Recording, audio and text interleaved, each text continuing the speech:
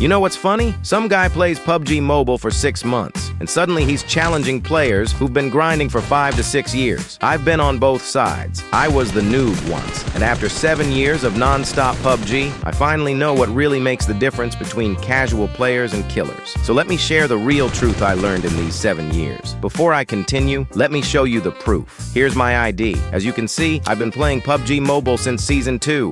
7 years of this game, thousands of matches, countless wins, and even more mistakes. And in all this time, I've learned some really important lessons that every PUBG player needs to know. Today, I'm going to share them with you. Lesson 1. Recoil control comes from practice, not sensitivity. Let me start with the most important lesson. Recoil control is not magic. It's just muscle memory. I've seen so many players obsessed with sensitivity settings. Every other day, they're changing numbers, copying pro player codes, and thinking this will instantly fix their spray. But here's the truth. I've also seen players who never touch their sensitivity even once, and their sprays are smoother than most of you constantly tweaking. Why? Because recoil control is built from hours of practice, not from copying someone's code. When you use the same settings for weeks, your fingers start to remember the exact movement needed to control each gun. That's why your spray gets stable. But if you keep changing every 2 days, your fingers never learn anything new. It's like resetting your progress every time.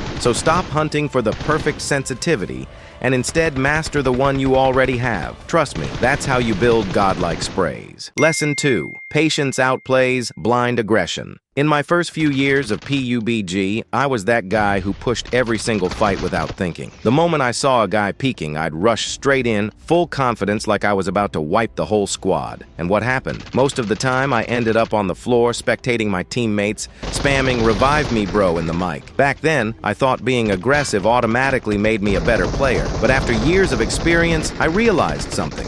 There's a huge difference between smart aggression and blind aggression. Patience doesn't mean camping in a corner or playing scared. It means choosing the right moment to fight. For example, if an enemy is holding a strong angle, why peek into his crosshair? Wait for him to get greedy. Wait for him to move or even bait him with a footstep. If 2 squads are fighting, don't run in immediately. Wait a few seconds, let them weaken each other, then crash and wipe both. That's smart patience. The truth is, PUBG rewards players who can control their timing. If you're always the first one to rush without info, you're basically flipping a coin. Sometimes you win, but most times you die. But when you learn to hold, listen, and wait for your advantage, the fight becomes 90% yours before you even shoot a bullet. Lesson 3. Don't chase KD, chase improvement.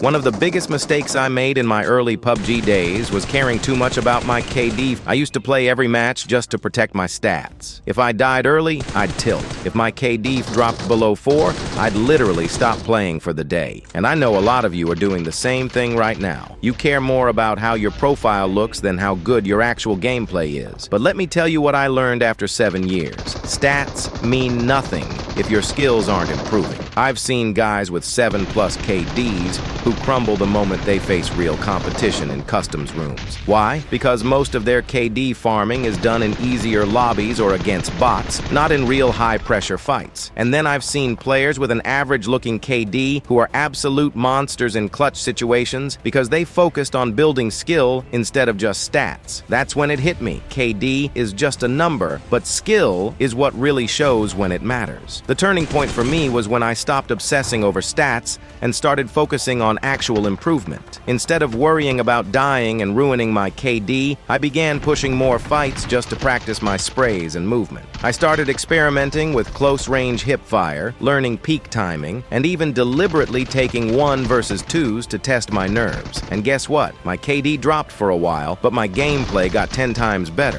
A few weeks later, my stats bounced back naturally, without me even trying, because my skills had leveled up. Lesson 4. Sensitivity is a long-term thing. One of the biggest lessons I've learned in these 7 years is that sensitivity is not some shortcut to becoming a pro. It's a long-term commitment. I've literally seen players who never touched their sensitivity even once, and their sprays are smoother than those of guys who change their settings every week. Why? Because they've been playing on the same sensitivity for years, and their fingers have built insane muscle memory. Here's the thing. Sensitivity settings are personal. There's no universal perfect code that works for everyone. What actually makes your spray godlike is sticking to one sensitivity long enough for your hands to memorize the exact movement. Every time you change your sensitivity, you're basically resetting your progress. It's like teaching your hands a new language again and again. And that's why some of you keep complaining, "Bro, my spray was better last week, but now it's shaky." Of course it's shaky. You didn't give your fingers enough time to master the settings. I've seen this with my own friends too. Some of them never even bothered learning what their sensitivity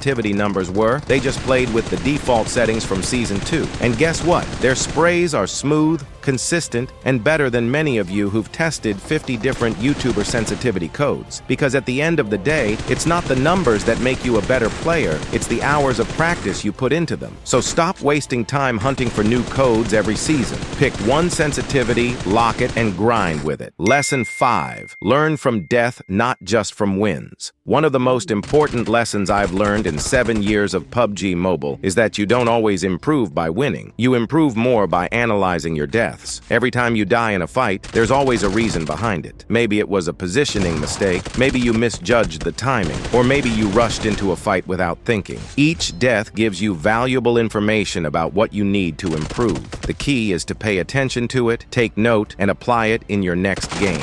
Wins feel good, no doubt. They give you confidence and make you feel like you're on top. But they don't always teach you what you need to get better. You can win a fight just because the other player made a mistake or got unlucky, and if you don't analyze it, you'll repeat the same mistakes next time. Deaths, on the other hand, are like free lessons. They expose weaknesses in your gameplay that you might not notice otherwise. The faster you start treating deaths as opportunities to learn, the faster your skills will grow. Lesson 6. Gyro and touch together is OP. One of the biggest mistakes I see players make is relying on just one control method, either only touch or only gyro. And let me tell you, that's holding you back. The truth is, combining gyro with touch controls is insanely OP when used smartly. Gyro is perfect for small, precise adjustments, tracking heads, correcting recoil mid-spray, and flicking for close-range fights. Touch controls are great for movement, aiming at larger targets, and controlling your character in tricky situations. When you learn to use both together, you get the best of both worlds. It's not about going full gyro and ignoring touch, and it's not about touch-only spamming. It's about using gyro for fine control and touch for general aiming and movement. That combo gives you insane accuracy, smoother sprays, and much faster reaction times. Pro players have been doing this for years, and it's one of the reasons their spray control feels untouchable. The key is to practice smartly. Start by integrating small gyro movements into your normal spray, and gradually rely on it for tighter headshots or long-range adjustments. Over time, your brain and fingers adapt, and suddenly even crazy sprays or quick flicks feel natural. If you stick to just one method, you're limiting yourself. But when you use both gyro and touch together, your gameplay instantly becomes stronger, faster, and more consistent. Lesson 7. Recoil control is muscle memory. One of the most important lessons I've learned in PUBG is that recoil control isn't talent.